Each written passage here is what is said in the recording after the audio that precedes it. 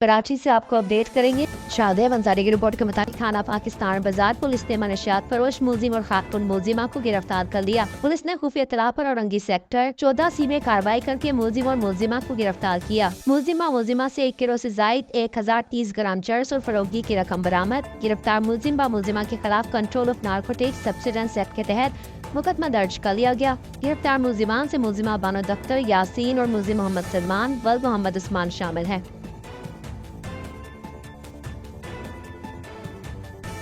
थाना मंगोपीर के इलाके पख्तूनाबाद में पुलिस और रेंजर्स का मुश्तरका कॉम्बिंग सर्च ऑपरेशन जारी।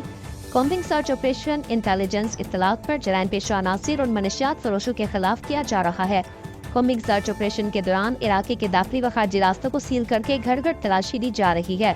बायोमेट्रिक तलाश डिवाइस की मदद से मुश्तबा अशखास की वेरिफिकेशन तस्दीक का अमल जारी। सर्च ऑपरेशन में DSP मंगोपीर की ज़ेर निगरानी SHO मंगोपीर हमदान नफरी और सिंध रेंजर्स के अफसरान व जवान, लेडीज और इंटेलिजेंस स्टाफ अपने फराइज सर अंजाम दे रहे हैं। सर्च ऑपरेशन का मकसद इलाके में अमन और अमान का क़याम और अवाम के तहफ़्फ़ुज़ के साथ साथ जराइम पेशा अनासिर की गिरफ्तारी